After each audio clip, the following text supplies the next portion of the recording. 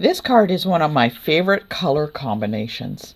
We have a Bubble Bath, Petunia Pop, and Lost Lagoon. I think this looks really fantastic together. I love these colors. I think they're really striking against each other. So what we are going to do with this card is we are going to be doing some stamping. There's our card base, a piece of white, and there's a piece of Bubble Bath that goes on top of the white.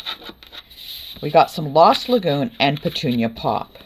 And what we're going to be doing, we are going to begin with this piece of Bubble Bath.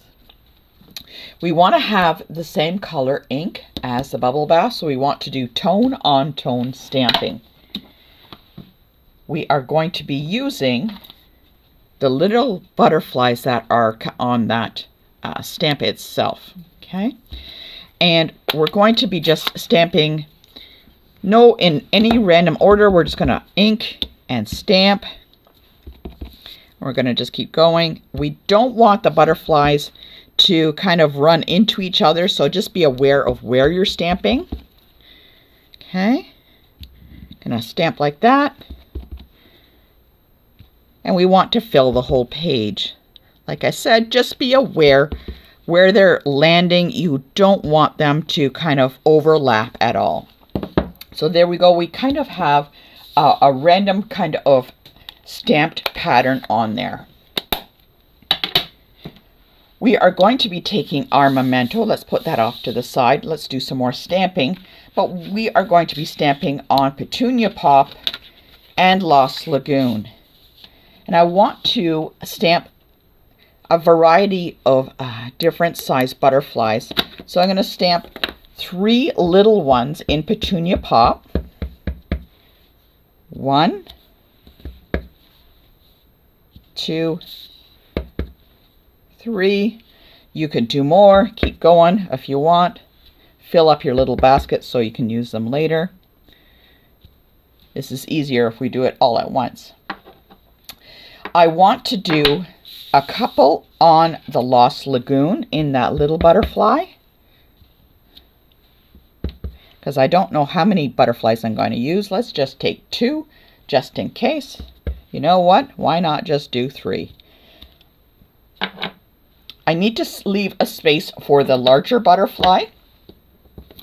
Not the largest, it's actually the medium-sized one that we're going to be stamping up there. Again, ink him up. And I'm going to stamp 1 large. Oops, that's a boo-boo. So let's flip him over. Okay, if you don't know where he is, let's actually do the easy thing. Cut him out. And flip it over, okay? We want to have a good stamped image. I guess I just kind of didn't stamp hard enough. There we go. So there we go. We want a good stamped image of that. And what we're going to do, again, take our dies, and we are going to die cut these guys all out. Depending on how many butterflies you have, just go to the machine and just kind of die cut them all out. I die cutted a whole bunch of these butterflies out just in case, so I can have some extra. I'm going to lay them all up there, and I'm going to bring in my card. I can start gluing these items down. Because we are not doing any ribbon on this, I can start gluing and just kind of put them all together.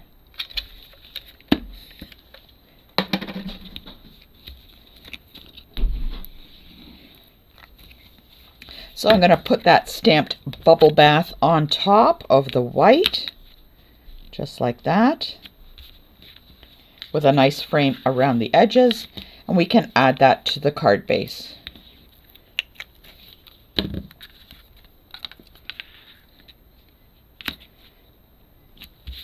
There it is, all nicely together. In the meantime, what I can do is place some of these butterflies around in kind of a design that I want. And I'm going to be alternating the colors of the butterflies with the Petunia Pop and the Lost Lagoon. Oops. Now I want to add a sentiment on here. This guy has cut off strangely. And what I can do is actually, I'm going to stamp right on here. Now that I have this glued down, I have an idea of where it's going to be. I'm going to open up my card without moving my butterflies. There we go. Place it all nice and flat. And because it has no dimensionals or anything like that, it should be fairly flat to stamp on. Just be careful, straight up and down, and try not to get it crooked. The butterflies are now in the positions that I like them to be in, and I'm going to just start adding them in with dimensionals. I'm going to start with the largest one because all the rest kind of set off from him. Maybe it's a her, I'm not sure. I'm going to have him kind of floating like that. I'm going to put the other butterfly, and I don't want them going all the same way. Oh, that one's a little off, so let's choose a better one.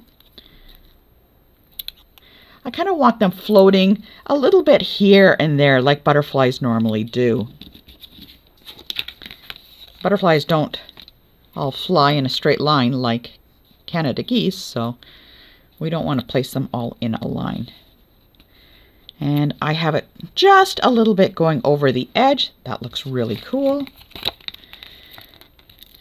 Now I don't want this one to go backwards, so I want them kind of at least facing the same way, so to speak.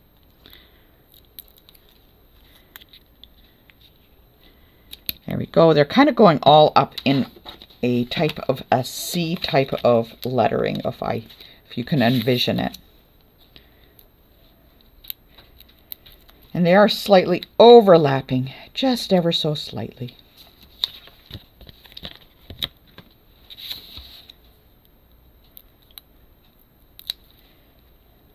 This one I'll go like that. I can actually even still add another one if I want, but I think it might be getting a little bit heavy. So I think that's too many, so I'm just going to leave that one on there like that. For the final touch, add some Wink of Stella to some of your butterflies.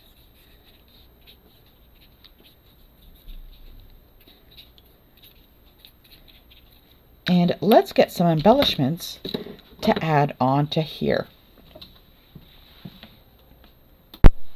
I could use some of the clear ones if I opened another package, but you know what, I was looking at these Blackberry Bliss ones, and I think, you know what, that just might add just a little bit of color to it. Just that little bit of pop. Okay, I think that's going to look really cool. Because the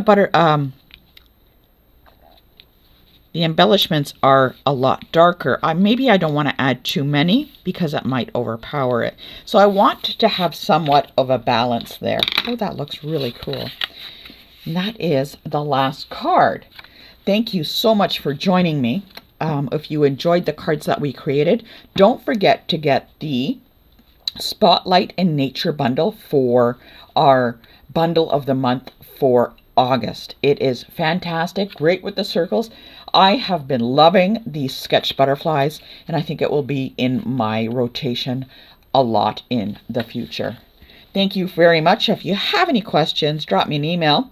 I am Northern Stamper, Tina Kvergich. Drop me an email at northernstamper@gmail.com. Thank you.